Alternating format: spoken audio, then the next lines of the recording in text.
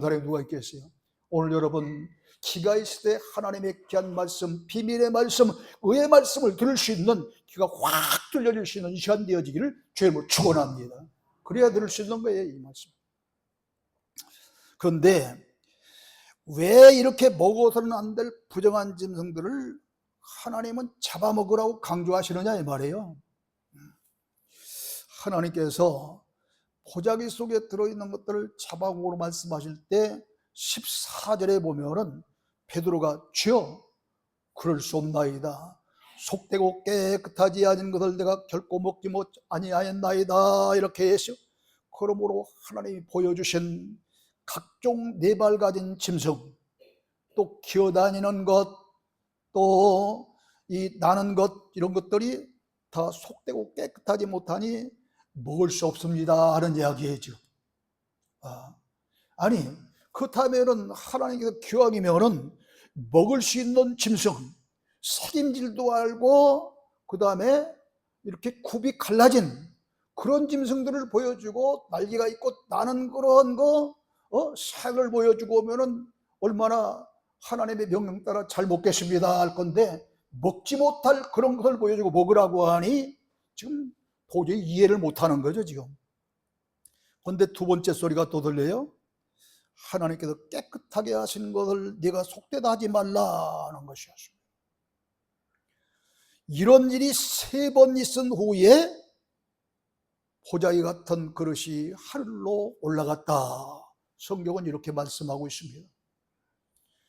베드로가 속되고 깨끗하지 못한 것을 결코 먹지 아니하였느라고 말한 것은 보자기 속에 들어있는 것들도 속되고 깨끗하지 못함으로 먹지 못하겠다는 말씀 아니에요?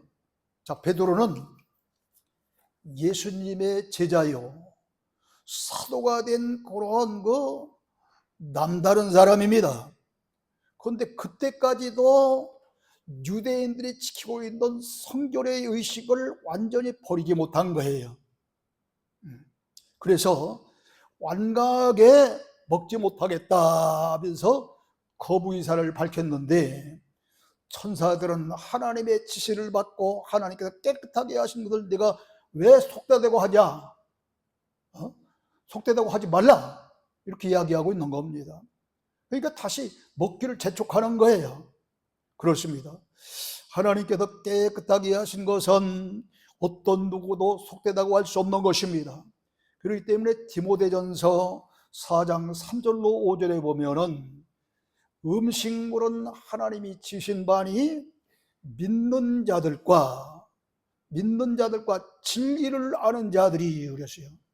그냥 믿는 자들로 하루 끝나지 아니고 진리를 아는 자들이 그랬습니다. 이 진리는 요한복음 16장 13절에 있는 진리를 받으면, 진리의 성령을 받으면 하나님의 뜻과 하나님의 섭리를 모든 걸 잘 아느니라 그랬어요.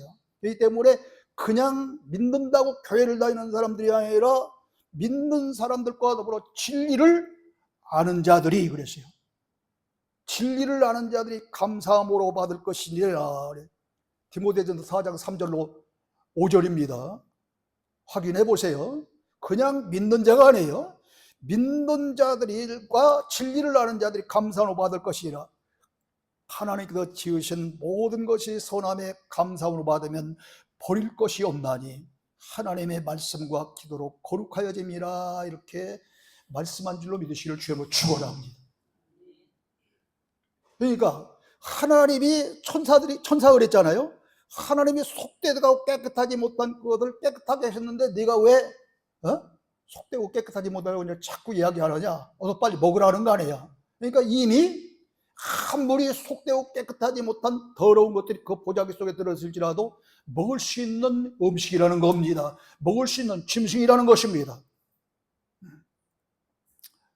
속되고 깨끗이 못하고 여기에는 짐승들과 기는 것과 공중에 나는 것들은 유대인들이 속되다고 일컫는 당시 이방인들을 가리켜 말한 거예요. 그 사실을 성경을 통해서 증명합니다. 성경에는요, 이사야서 56장 11절에 보면은 아주 말씀도 없이 욕심만 가득한 몰지각한 그런 목사들을 가리켜서 개라 그럽니다. 짐승으로 얘기했어요. 디도서 1장 12절에 보면은 악하고 게으른 그런 그레데 사람들은 악한 짐승이라 그럽니다. 이렇게 성경에 보면 사람을 짐승으로 비유하고 있어요. 이 때문에 이 속에 들어있는, 보자기 속에 들어있는 이 짐승들은 사람을 뜻하고 있는데, 그 사람이 어떤 사람이냐면은 이 유대인들이 성결 예의에 따라서 이 속되고 깨끗하지 못한 그런 짐승들처럼 이방인들을 그렇게 봤는데, 그렇기 때문에 그 속에 들어있는 짐승들은 이방이다 하는 이야기입니다. 이방인을 가리키는 거예요. 그러니까 그 환상이 영적인 뜻은, 여러분 민수기서 12장 1절에 보면은 하나님의 종 모세가 구수의 죄를 취했다고 아론과 미리암이 비방을 합니다. 아니, 구수 여자가 어떤 여자인데 감히 아론과 미리암이 모세를 향해서 비방합니까? 비방하다가 그만 이 미리암은 나병까지 걸렸어요. 근데 모세가 그냥 이 구수라고는 여인을 취한 것이 아니라 본래 그 본처는 광야 40년 생활을 이제 하기 이전에 무슨 일이 있어요?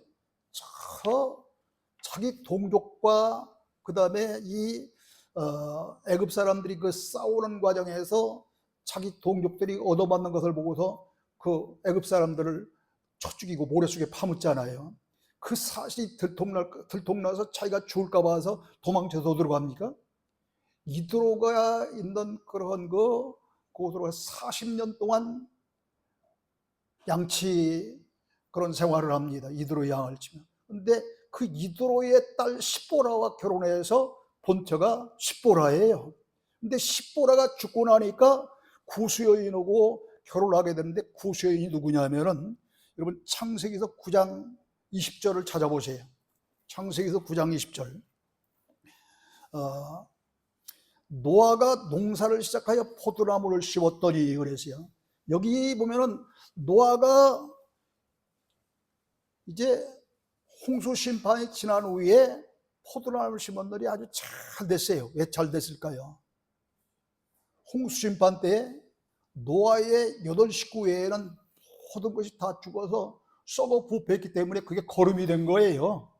그래가지고 포도 농사가 그 어느 때보다 잘 됐습니다. 그러니까 그 포도로 따서 술을 담가가지고 술을 먹고 취해버린 거예요. 그러다 보니 한낮에 장막에서 뭐 어찌저찌 하다가 그들은 우리나라 그 여성들이 입는 원피스 같은 통옷을 입었어요. 그러다 보니까 팍 발을 뒤적이다 보니까 하체가 드러난 거예요. 그때 함이라고는 아들이 들어가서 아버지의 하체를 보고 깜짝 놀라 나와서 자기의 형제들인 셈과 야벳에게 고합니다. 그러나 셈과 야벳은 그 소리를 듣고서 이제 뒤로 아버지 하체를 보지 않으려고 뒷걸음쳐서 가서 아버지 하체를 덮고 나옵니다. 술이 깬 후에 노아가 이 함, 자 25절에 보면, 창세기도 9장 25절에 보면 이에 이르되 가나안은 저주를 받아 그 형제의 종들의 종이 되기를 원하노라 했는데, 이 가나안이 함의 족속이에요. 네. 자, 이렇게 아버지의 하체를 보고 들통을 내면서 이 고해바친 그런 아들을 저주합니다. 그쪽 후손들. 그리고 이제 10장 6절 보세요. 창세기 10장 6절 다 같이 시작.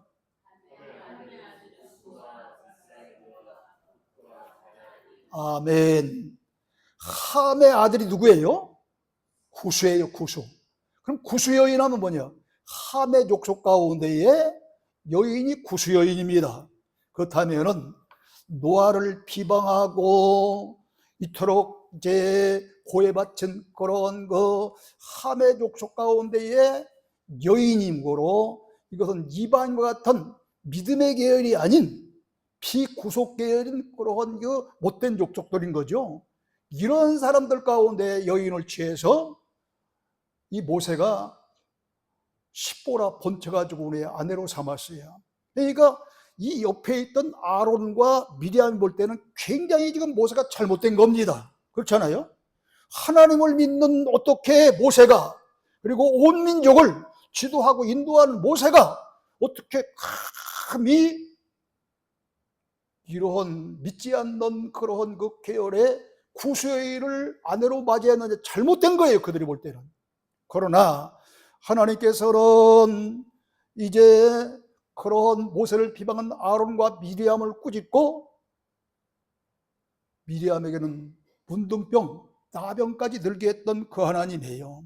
이처럼 하나님은 모세 시대에도 사람들이 멸시하고 저주하고 인정치 아니하는 그런 이방인들을 멀리 하시지 않았고, 이 모세가 구수 여인을 아내로 취한 것은 이런 이방인들이 하나님께서 그냥 버림받도록 그냥 두시는 것이 아니라 예수 그리스도를 통해서 구원시키려고 하시는 그런 놀라운 그런 계시 역사가 이 모세 시대부터 있었던 거예요.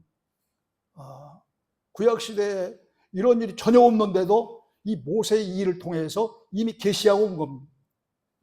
그러므로 베드로가 여러 지방을 두루 다니면서 이런 이 이방인 문제, 그리고 당시 아주 이제 이스라엘 지배하고 있었던 로마인 문제를 생각하면서 기도하던 중에 하나님께서 네 길을 맨 큰 보자기에 여러 가지 짐승의 환상을 보여주시고 일어나 잡아먹으라 하신 말씀은 속되지 못한 그런 그 짐승들과 같은 이방인들까지 선교의 대상이니 온 세상 온 민족의 곧 땅끝까지 복음을 전파하라는 선교의 명령입니다. 이해되십니까? 이해되시면 하면. 그리고 장차 오실 예수 그리스도께서 이 유대인과 이방인 사이에 율법적인 그런 구별을 폐지하시리라는 상징적인 그런 계시다. 그런데도 베드로는 그때까지 이 유대인의 자의식을 깨지 못하고도 주여 그럴 수 없나이다 이렇게 거절한 거예요. 그러나 천사는 하나님께서 깨끗하게 하신 것을 속되게 여기지 말라, 잡아먹어라. 한 번도 아닌 세 번씩 연거푸 이야기합니다. 그러므로 이제는 베드로가 이방인이 더럽다고 할 수 없게 되었어요. 이렇게 해서 하나님은 사도 베드로와 이방인으로 일컬어지는 고넬료가 보낸 사람을 맞이할 준비를 시킵니다. 그런데 베드로는 그 환상이 도대체 무슨 뜻인지 몰랐기 때문에 의아해서 이렇게 이 도대체 무슨 뜻을 하고 그렇게 기도하면서 이러는 중인데, 그때 성령께서 베드로에게 이것은 이런 것이다 알려주시는 거예요. 그 19절 보세요. 이렇게 베드로가 도대체 무슨 뜻인지 환상이 곰곰이 생각하고 있을 때 성령께서 두 사람이 너를 찾으니 일어나 내려가 의심하지 말고 함께 가라. 내가 그들을 보내었느니라 하시는 그런 음성을 듣게 됩니다. 이 두 사람이 누구예요? 다른 성경에는 이제 세 사람이라고도 한 곳이 있어요. 왜냐하면 두 사람과 부하 한 사람이 있어서 세 사람이거든요. 근데 이상하게 여기는 두 사람으로 되어 있어요. 그래서 기도했던 그런 지붕에서 베드로가 내려가서 고넬료가 보낸 사람들을 만납니다. 하나님께서 이렇게 유대인과 이방인 사이에 장벽을 하시고 고넬료에게 욥바에 머무는 사람 누구예요? 그 사람이 베드로죠. 베드로를 청하라고 이렇게 계시하고, 그 다음에 사도 베드로에게는 이방인이 더럽다고 하지 말고 두 사람이 너를 찾으리니 일어나 의심하지 말고 함께 가라 하고서 두 사람이 만남을 주선하신 것입니다. 그래서 성령의 명령을 따라서 베드로는 자기를 찾아온 이방인들과 함께 하룻밤을 묵고 그 이튿날 그들과 욥바에서 온 형제들과 함께 마침내 가이사랴에 있는 고넬료 집에 가게 되었습니다. 한편 고넬료는 가족과 친척과 가까운 그런 친구들을 모아놓고 베드로가 오기를 간절히 기다리고 있었어요. 24절로 26절에 보면은 그 베드로가 들어오자 고넬료가 반갑게 맞아들이면서 엎드려서 절합니다. 그러니 그때에 베드로가 이렇게 이르되 일어서라, 나도 사람이라 그럽니다. 고넬료는 지금 로마의 장교 백부장입니다. 당시 이스라엘은 이 로마의 지배국 식민지입니다. 이런 식민지의 어부 출신이 베드로인데 그 앞에 가족과 친척과 친구들이 지켜봐오는 가운데 엎드려 절하면서 정중히 영접을 했습니다. 누가? 고넬료가.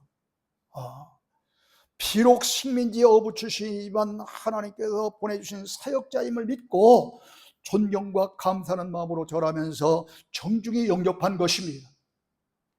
베드로의 지시와 교훈에 절대 복종하겠다는 로마군인다운 자세였습니다. 그러나 베드로는 겸손한 태도로 나도 똑같은 사람이라 하면서 단호하게 절받는 것을 거절했습니다.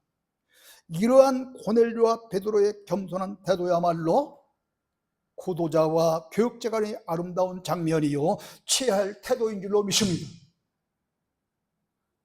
쉽게 말하면 이 구도자는 이제 앞으로 이제 성도들이 될 사람이죠. 이 성도들과 이 목회자가 서로 존경심을 가지고 서로 인격적인 대우를 해줘야 된다는 거야. 목회자가 되었다고 거들먹거리며 그냥 교인들을 종부리듯 하는 그런 목사들이 지금 얼마나 많은지 몰라요 지금. 그래서 어느 설교가의 유튜브에 보니까 교인은 종이 아니라 주인이다 하고도 설교한 사람도 있더라고. 얼마나 종들처럼 다뤘으면 그렇겠어요. 그런데 오늘 베드로는 나도 사람이라 일어나라 엎드려 청중히 절하는데 그러므로 이 목회자는 교인들을 정말로 잘 인격적으로 대화하며 섬겨야 될 것이고 교인들은 또 목회자를 하나님의 사역 줄 알고 존중할 줄 알고 또 인격적인 대우를 할 줄은 서로 인격적인 대우와 하나님 안에서 신의를 가지고 이렇게 친절을 베푸면서 이제 하나님의 놀라운 그런 지속적인 관계를 가져야 될 줄로 믿으시기를 주님으로 축원합니다. 고넬료의 가족과 친척과 친구들은 말씀을 사모하는 사람들이었습니다. 10장 33절에 보면은 고넬료는 사도 베드로를 맞이하면서 이런 이야기를 합니다. 내가 곧 당신에게 사람을 보냈는데 오셨으니 잘하였나이다. 이제 우리는 주께서 당신에게 명하신 모든 것을 듣고자 하여 다 하나님 앞에 있나이다 하고서 이 베드로를 보면서 이렇게 인사를 해요.